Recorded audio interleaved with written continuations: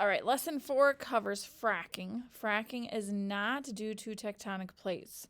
Your goal is to be able to describe the process of fracking, identify the components of fracking fluid and why it needs to be handled properly, describe the issues that result from fracking, and identify locations where fracking has caused earthquakes. Okay, so here's just a basic picture that kind of represents fracking. You'll see this one again here shortly. So fracking is hydraulic fracturing, and this is already in your notes, so you don't have to write anything down for it. And we'll get into that, but this kind of gives you an idea. So we've got trucks of water for each well. They end up making a well in order to obtain natural gas or oils out of the ground. So you can kind of look at some of these stats. And the sad thing is the annual water consumption for fracking could be used for 40 to 80 cities with populations of 50,000 people. Like, that's how much water they use for this. 70 to 140 billion gallons. Okay, fracking is hydraulic fracturing. It's a technique used to extract oil and natural gas from underground rock formations. The process is where they drill a well vertically and horizontally. Steel pipes are then inserted into that well. The space is filled with cement, and then fracking fluids are pumped at high pressure below the surface to crack the rock. Oil and gas can then flow to the surface and it can be collected. Sometimes contaminated wastewater is pumped back into the cracks to fill the space from the gas and oil. Not always do they do that, but oftentimes they will. So here's where they would have drilled down. They would have put concrete around the pipes, and then they can collect what they want, and then they're able to put stuff back down into it. All right, so fracking fluid is 97% water. There are chemical additives in it, acids that dissolve minerals to help fuels flow easily, biocides, which bio means life, side means kill, so they eliminate bacteria. Gelling agents, which carry proppants into the fractures. We'll talk about proppants here in a second. Corrosion inhibitors to prevent the steel parts from being damaged.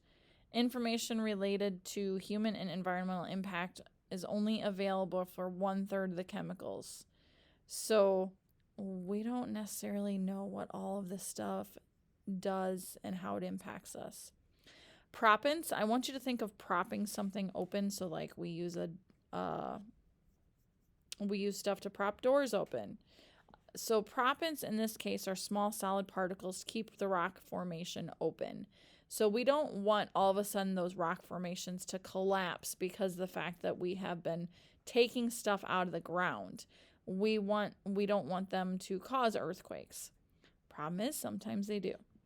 Oftentimes proppants is sand that is high in quartz is one of the most common things used because it's uniform in size, shape, and is crush resistant. Quartz is pretty strong. Issues with fracking. It consumes a massive amount of water, 1.5 to 9.7 million gallons for a single well. That's a lot of water. Typically, they take fresh water from the groundwater and surface water for this stuff. So that's our drinking water that they're using. And then when they're done with it, it's contaminated. So we can't just drink it. They would have to do some immense cleaning and filtering to it in order for us to be able to use it for drinking. If contaminated water gets put back into the fracking site, it can leak into the water table and the wells for drinking water. So that can be a danger. We can have problems with leaks during transportation. Wells could leak oil and gas. We can have a mismanagement of the wastewater. When they're collecting the gases, sometimes we get air pollution and smog-forming compounds can get into the air. And we can also have earthquakes.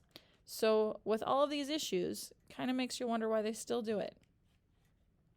Okay, so here are some shale plays, and the shale plays in these areas are good locations where they could do fracking. Now, Oklahoma and Texas are some big areas where fracking is occurring, and we know for a fact that there are earthquakes occurring there, and it is very much linked to the fracking.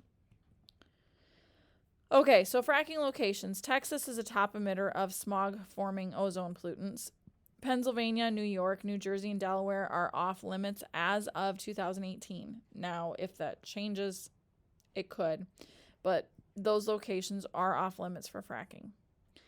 California is shallower and closer to drinking water sources, which increases contamination risk, which seems odd because California seems so strict about everything that I find it interesting that they actually allow fracking to happen if it could cause drinking water issues.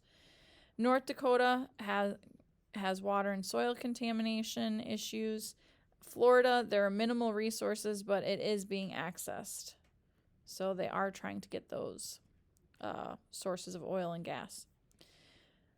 Central part of the U.S. is common locations for earthquakes. So like Oklahoma, Texas, we know that there have been earthquakes in those areas. Earthquakes have increased since 2009. 25 annual earthquakes with a magnitude of 3 or higher are due to fracking.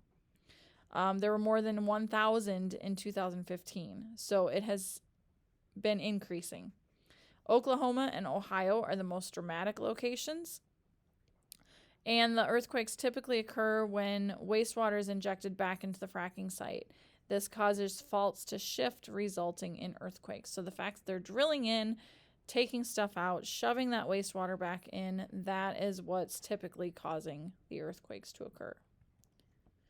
All right, so here's a map. If you look at the blue boxes indicate areas of high activity of human-caused earthquakes due to deep bore fluid injection. So Oklahoma is a huge one. Lots and lots of earthquakes have occurred in Oklahoma due to fracking. Nothing to do with tectonic plates. We've got a couple other smaller blue boxes, Texas, but not anything huge. Now, our other earthquakes along here, you can tell that those are definitely due to our tectonic plate boundary because they follow that whole line down along California.